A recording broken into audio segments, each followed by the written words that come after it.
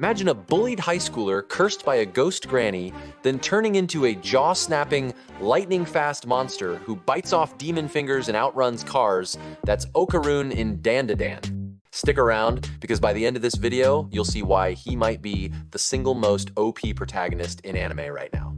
If you're hyped to learn every twisted detail of his powers, smash that like button. Now let's hit 500 likes, and if let's dive in. All right, let's start with the basics.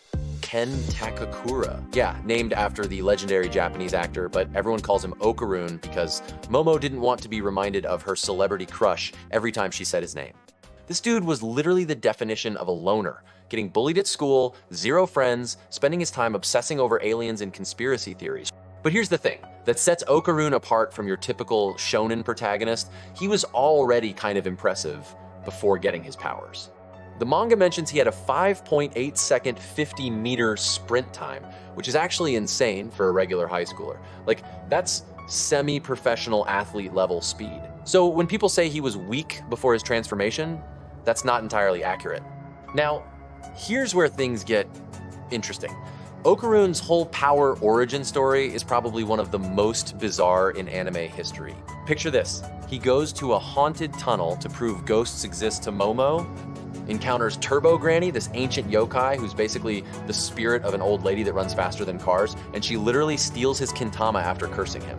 I'm not even kidding. The entire series revolves around him trying to get his stolen, back from various supernatural entities. It's absolutely unhinged, and I love it.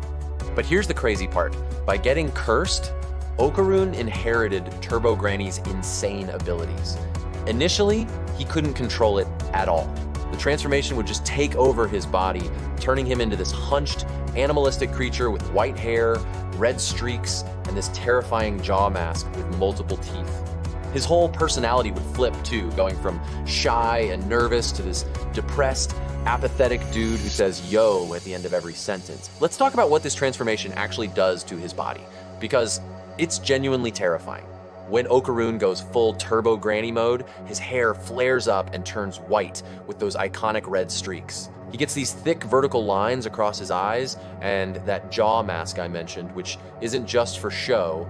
His bite force in this form is absolutely ridiculous. We're talking about a dude who casually bit off the Flatwoods monster's fingers, and each finger was the size of an entire person. The manga calculations put his bite force at over 40 psi, which is literally shark-level strength. For reference, the average human bite force is around 162 psi. This boy is chomping with 25 times the force of a regular person, but it's not just his jaw. His entire body becomes more muscular and defined under his clothes. His nails turn black and sharp, and his posture becomes this predatory hunch. Even his clothes get this flame-like pattern, which is such a nice touch by the artist. Now, the real showstopper, his speed. Okarun can hit 100 kilometers per hour in his all-out mode. That's about 28 meters per 0.1 seconds, which doesn't sound crazy until you realize he weighs around 60 kilograms and launches his entire body weight at that speed. The physics here are wild. Each of his headbutt attacks delivers about 660 newtons of force. That's equivalent to getting hit by roughly 2 charging rhinos or 2 elephants at full strength. In real life, that would literally pulverize you, and he does this casually. But speed isn't just about straight line running. Turbo Granny taught him about combat rhythm, and this is where it gets really technical. Most fighters operate on 1 action per beat.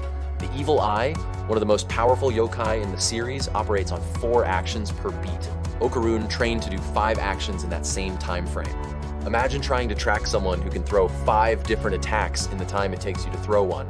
It's insane. Beyond raw speed and strength, Okarun has some absolutely broken abilities that people don't talk about enough. First up, telephone wire transportation. This ability is so specific and weird, but incredibly useful. He can literally turn into electromagnetic energy and travel through phone lines at his top speed. The catch is, he needs active phone lines, and if there are too many connections, he gets confused about which way to go. But when it works, he can basically teleport across entire cities instantly, then launch himself out at full speed for a devastating surprise attack. Then there's Astral Projection.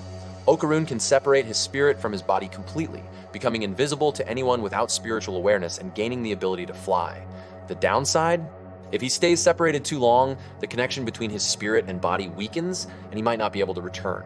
He actually spent 3 days stuck outside his body once, which is both terrifying and impressive. Now, here's where Okarun's power system gets really interesting from a storytelling perspective.